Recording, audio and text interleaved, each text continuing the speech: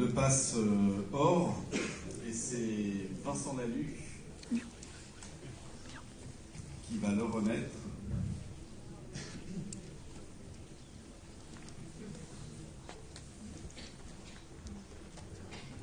Alors, comme le disait Marie-Hélène tout à l'heure, un beau jury présidé par Yves Crozet. C'est quoi sa feuille de route là, cette année? S'il en avait une, ou si... est-ce qu'il s'est défini lui-même ou est-ce que c'est vous qui l'avez un peu lancé? Non, je crois que le métier du jury, c'est de chercher à chaque fois une logique intelligente qui apporte, qui donne un sens. Je suis très content de ce que j'ai entendu, de savoir que les AO disent écoutez, nous on aimerait bien avoir un pass d'or. Et ça me fait plaisir parce que ça dit mieux que tout autre plaidoyer l'intérêt de cette manifestation, l'intérêt de se porter, poser son regard une fois par an sur ce travail. Et ça a un autre intérêt qui est que le marché intérieur est quelque chose qui vous prépare à être beau à l'extérieur. Et au moment où je vous parle, il y a des bonnes nouvelles qui sont en préparation, et pas mal de gens ici le savent, à l'extérieur de nos frontières, en matière de transport public. Et ces bonnes nouvelles, j'espère qu'elles vont nous donner encore plus de force et d'efficacité pour l'avenir. Voilà, si ce travail de mise en avant de ce secteur est efficace, nous on est content à alerter que ce soit fait. Bon, donc on va remettre le pass d'or pour cette année. Le lauréat, c'est la métropole de Rennes.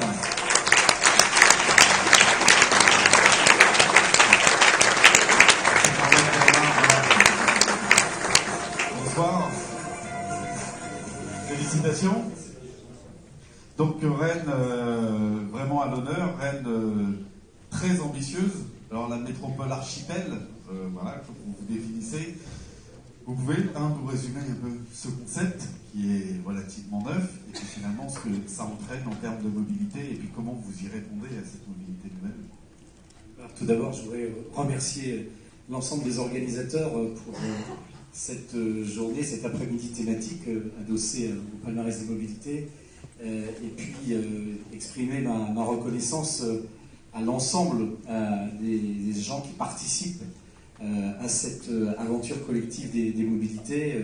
Frédéric Barvès le disait tout à l'heure, bien évidemment les personnels de Rennes Métropole et les services qui sont présentés par son directeur Église Herbeau et Yann Péridi, qui est très directement impliqué dans l'exploitation et qui connaît toutes les lignes, tous les arrêts sur le bout des ongles. C'était un challenge. Alors, une petite note d'humour, lorsque j'ai pris la responsabilité en tant que vice-président, mon prédécesseur, Guy Jouillet, m'avait dit écoute, moi j'ai eu le passe d'or pendant mon mandat. Mon prédécesseur, Daniel Delaveau, qui avant d'être maire de Rennes et président de Rennes Métropole, avait été aussi donc, en délégation de transport l'a eu, donc tu sais ce qu'il te reste à faire. Donc voilà, donc j'ai poursuivi mon mandat de manière un peu plus sereine, puisque maintenant, pour répondre à votre question, je crois que c'est un challenge d'autant plus apprécié que nous sommes une ville qui est depuis quelques années maintenant en chantier, avec de multiples chantiers. Le chantier, bien évidemment, de la ligne B du métro, qui, comme c'était dit à l'instant par les élus toulousains, prend du temps, évidemment, qui se déroule dans un climat totalement différent de ce qu'on a pu connaître pour la ligne A. J'étais un jeune élu en 1989 quand on a commencé la réflexion sur la ligne A, et je peux vous dire qu'il a fallu de la ténacité, pour ne pas dire plus, à notre président Aimé Revet de l'époque, pour aller au bout de ce projet de la ligne A. Et quand je vois aujourd'hui l'impatience dans les réunions publiques, à l'inverse de ce qu'on a connu, je me dis finalement que cette ténacité-là de notre président Aimé Revet de l'époque était une vertu et qu'il faut en suivre l'exemple.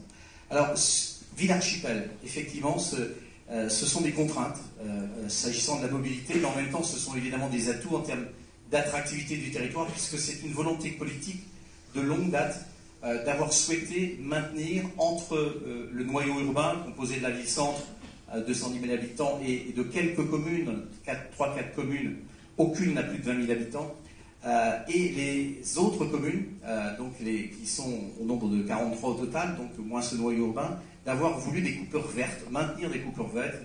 Le schéma de cohérence territoriale récemment révisé en fin de mandat dernier. Félicitations. Je vous laisse prendre place pour la photo. Et je vais demander à tous les lauréats, les remettants, de venir.